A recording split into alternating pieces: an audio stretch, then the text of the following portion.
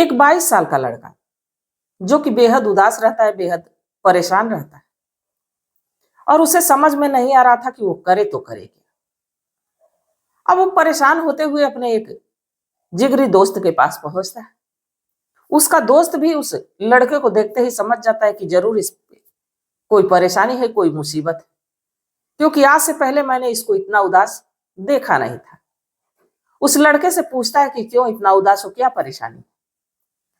तो लड़का कहता है कि दरअसल परेशानी मेरी ये है कि मेरी प्रेमिका मुझसे मिलने के लिए बुला रही है और मुझे ये नहीं समझ में आ रहा है कि मैं जाऊं या ना जाऊं। तो जो लड़का है वो कहता है कि ये तो हर किसी के जिंदगी में होता नहीं। अगर जो तुम्हारी प्रेमिका खुद से तुम्हें बुला रही है मिलने के लिए तो तुम्हें जाना ही चाहिए।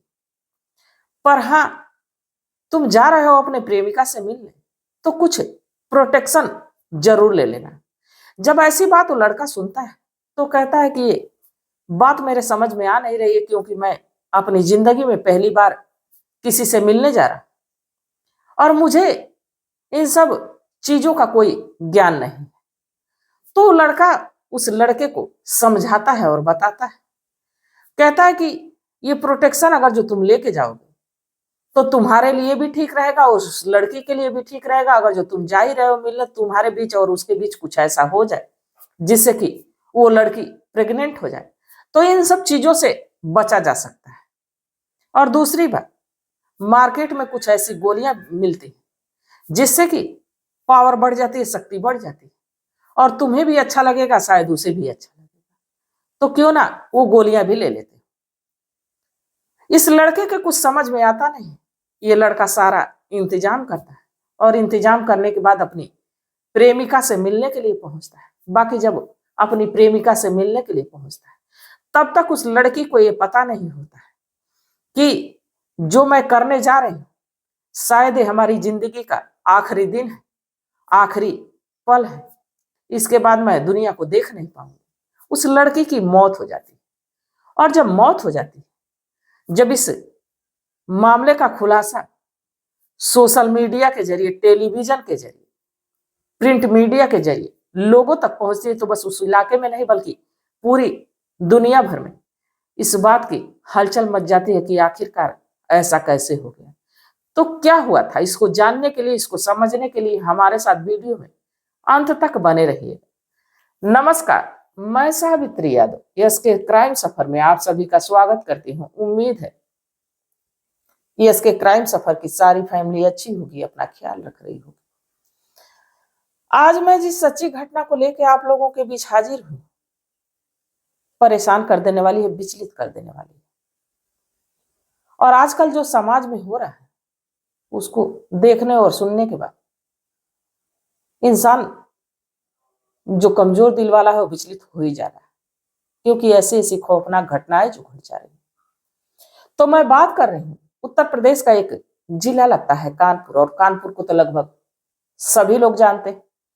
यही का एक थाना लगता है शिवराजपुर, और इसी शिवराजपुर थाना क्षेत्र में 14 दिसंबर 2024 की सुबह सुबह लगभग 8 बज रहे होते। उस घर के सारे लोग, लगभग ज्यादातर लोग एक शादी समारोह में गए रहते हैं और जैसे ही शादी समारोह वहां से अटेंड करके घर पहुंचते हैं, दरवाजा खटखटाते हैं। सुबह के 8 बज रहे होते, दरवाजा खटखटाते हैं, भीतर से कोई आवाज नहीं आती। तभी एक जेंट्स दरवाजा खोलता है। दरवाजा दरअसल खुला ही होता है। लोग भीतर घुसते हैं और जैसे ही भीतर घुसते हैं, एक कमरे में जाते हैं तो देखते हैं जो नजारा, जो जेंट्स लोग होते हैं पीछे हट जाते हैं। इसके बाद उस घर की औरतें जाती हैं और जब आगे औरतें जाती हैं, दरअसल उस कमरे में एक लड़की जो कि नग्न अवस्था में रहती है और बेड पे पड़ी हुई होती है। जब औरतें जाती हैं तो पहले उसको जगाने की कोशिश करती हैं, पर वो जागती नहीं। उसके हाथ को उठाती हैं, बाकी कहते हैं कि उसका हाथ बिल्कुल ऐंठ गया था। और ये भी माना जाता है कि अगर जो व्यक्ति कोई मर जाए कुछ घंटों के बाद, अगर जो उसकी वही स्थिति बनी रहे तो ज्यों का त्यों शरीर अकड़ जाता है, फिर ना ही किधर को मुड़ता है ना ही सीधा होता है। अब वही हाल वो लड़की की थी। अब औरतें चीखने लगती हैं, चिल्लाने लगती हैं, उस लड़की के ऊपर एक चादर डाल देती हैं। उनकी चीख को, उनकी पुकार को सुन के अब ये चीख बाहर तक जाती है। अब जो आस पड़ोस के लोग होते हैं, जो उस गांव के लोग होते हैं, वो भी इकट्ठा होने लगते हैं। इसी में से कोई पुलिस को फोन कर देता है। अब जैसे ही पुलिस को फोन करता है कि यहाँ ऐसी ऐसी जो कि घटना हो गई है, ऐसा ऐसा मामला हो गया, पुलिस की एक टीम और फोरेंसिक टीम घटना स्थल पे पहुंचती और जब उस नजारे को देखती तो पुलिस भी हैरान रहती। एक लड़की जो कि बिल्कुल नग्न अवस्था में, देखने ही से लग जा रहा था कि इसके साथ जरूर कुछ गलत हुआ है, पर कोई ऐसा निशान उसके शरीर पे नहीं था जिसको देख के ये लगे कि इसके साथ जबरदस्ती हुई या कुछ ऐसा हुआ है। और प्रोटेक्शन जो कि वहीं पास बगल में पड़ा रहता है, जिसको पुलिस देख के समझ जाती है कि कुछ तो इस लड़की के साथ गलत हुआ है। परिवार वाले भी समझ जाते हैं कुछ तो इस लड़की के साथ गलत हुआ है। तभी एक रैपर मिलता है, जिस रैपर को देखने के बाद ये समझ में आ रहा था कि ये किसी शक्तिवर्धक गोली का रैपर है। अब सारे सबूत इकट्ठा किए जाते हैं, सारे जो वहां पे चीजें मिलती हैं उनको इकट्ठा किया जाता है। डेड बॉडी को पुलिस अपने कब्जे में लेती है, पोस्टमार्टम के लिए भेजती है। और तभी घर वालों से पूछताछ करती है, जो कि उसी घर का एक लड़का उस गांव के मतलब कुछ दूरी पे उसका घर रहता है। दरअसल उसकी बच्ची भी इस लड़की के साथ है, सोई थी। इस जो कि 5 साल की लड़की के साथ अब पूछताछ होती है। जब पूछा जाता है तो लड़की बताती है कि हाँ, मैंने किसी लड़के को देखा था। जब पुलिस उस लड़के के बारे में पता करने की कोशिश करती है, परिवार वालों से पूछती है कि तुम्हारी बेटी किससे बात करती थी, कौन है लड़का है, तो घर वाले बिल्कुल इस चीज से अनजान थे। वो कुछ बताते ही नहीं, कुछ उनको जानकारी थी ही नहीं। अब तभी उस लड़की का मोबाइल फोन लिया जाता है और वो जिस जिस नंबर पे बात की रहती है उसका कॉल डिटेल सीडीआर निकाला जाता है, जिसमें कि एक लड़के का नाम आता है और उस नंबर पे ज्यादातर बात हुई रहती है और लास्ट बार भी उस लड़के से ही बात हुई रहती है। दरअसल इस गांव से लगभग 20 किलोमीटर की दूरी पे नेवादा गांव रहता है, वहीं का रहने वाला कुलदीप कुमार उर्फ शोभित इस लड़के का नाम होता है। जब इस लड़के के बारे में पता किया जाता है तो पता चलता है कि ये जो लड़का है वो 20 किलोमीटर की दूरी पे जो गांव है वहीं का है। अब इस लड़के को पुलिस उठाती और जैसे ही पुलिस उठाती, पहले तो ये लड़का इधर उधर की बात करता है जैसे कि सारे मुजरिम करते, बाकी जब टूटता है तो सारी कहानी बयां करके रख देता है। दरअसल इस लड़की से इस लड़के की मुलाकात फेसबुक के जरिए, सोशल मीडिया के जरिए होती। लड़की लड़के को फ्रेंड रिक्वेस्ट भेजती, लड़का एक्सेप्ट करता है, दोनों की मैसेज के जरिए बातचीत होने लगती। पता चलता है कि गांव के कुछ ही दूर का पे इसका घर है। अब दोनों की अच्छी दोस्ती हो जाती है और दोस्ती इनकी प्यार में बदल जाती है। धीरे धीरे समय गुजरने लगता है। तभी ये जो लड़की लड़के से कहती है कि अगर जो तुम मुझसे मिलना चाहते हो तो 13 दिसंबर 2024 को हमारे परिवार के लोग शादी में जाएंगे, तुम जरूर आ जाना मिलने। लड़का ठीक कहता है।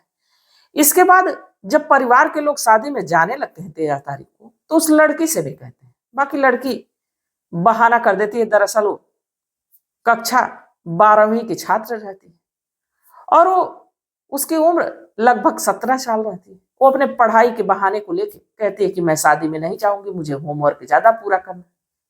अब वो मना कर देती है। परिवार के लोग ज्यादातर सभी लोग शादी में चले जाते हैं। जैसे ही 13 दिसंबर की शाम होती है, वो लड़की अपने जो कि उस भाई के घर जाती है, अपनी भाभी से कहती है कि किसी को शक ना हो उस लड़की के से, जो कि 5 साल की बच्ची होती है, उससे कहती है कि इसे को मेरे साथ भेज दो कि मेरे साथ सो जाएगी, मुझे डर नहीं लगेगी, मैं अकेली हूँ। सारे लोग शादी में चले गए।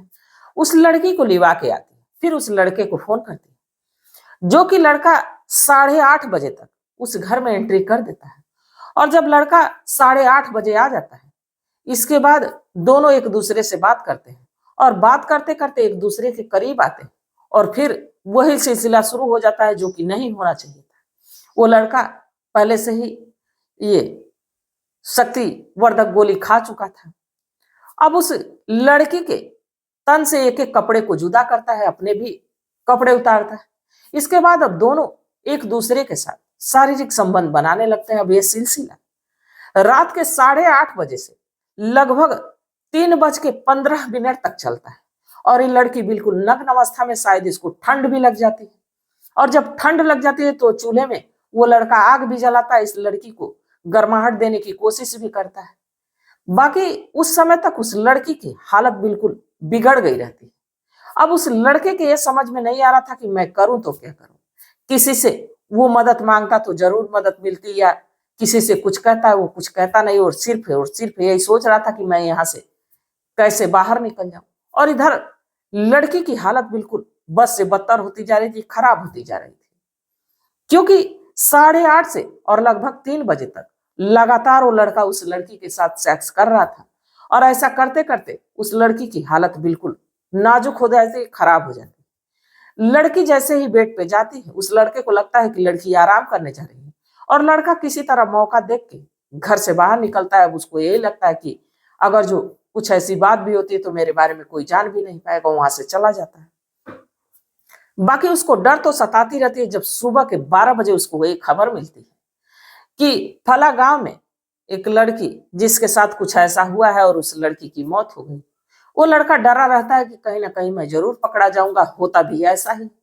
जब वो पुलिस के हाथों चढ़ता है और इस मामले का खुलासा होने में 17 दिसंबर हो जाता है। जैसे ही मामले का खुलासा होता है, वाकई लोग चौंक जाते हैं, हैरान हो जाते हैं कि एक लड़का जिसकी उम्र 22 साल है और एक लड़की जिसकी उम्र 17 साल है, नाबालिग है। अब उस लड़के पे गंभीर धाराएं लगा के पोक्सो एक्ट के तहत उसको जेल के सलाखों के पीछे तो डाल दिया गया। अब कानून तय करेगा कि इसको कौन सी सजा मिलेगी। पर इस घटना को जानने के बाद सिर्फ उस इलाके के लोग नहीं, बल्कि प्रिंट मीडिया के जरिए, टेलीविजन के जरिए, इसे सोशल मीडिया के जमाने में सोशल मीडिया के जरिए जब लोगों तक ये बात पहुंचती है तो लोग भी हैरान हो जाते हैं कि लोगों की मानसिक स्थिति इतनी बिगड़ कैसे गई है कि लोग इस कदर सोच ले रहे हैं कि जो कि अननेचुरल है उसको भी करने की सोच रहे हैं, उसको भी करने की ठान ले रहे हैं।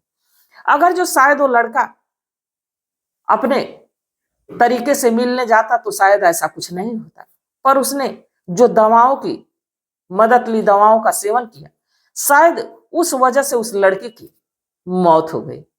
तो ये तमाम बातें हैं। और इस घटना को सुनाने का मेरा उद्देश्य ये नहीं था कि किसी की भावनाओं को ठेस पहुंचाया जाए, किसी को आहत किया जाए, बल्कि बस इसलिए कि लोगों को जागरूक किया जाए, लोगों को सचेत किया जाए। तो इस घटनाक्रम पे आप लोग क्या सोचते हैं? आप लोगों की क्या सलाह, आप लोगों की क्या राय है?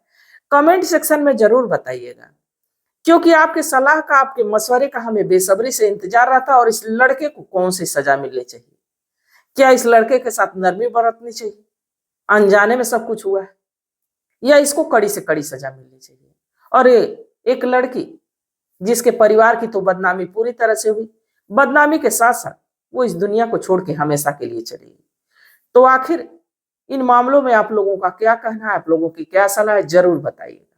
तो तब तक आप लोग अपना ख्याल रखिए, अपने परिवार का ख्याल रखिए, बाल बच्चों का ख्याल रखिए। मिलते हैं कल एक नई वीडियो के साथ। तब तक के लिए जय हिंद, जय भारत।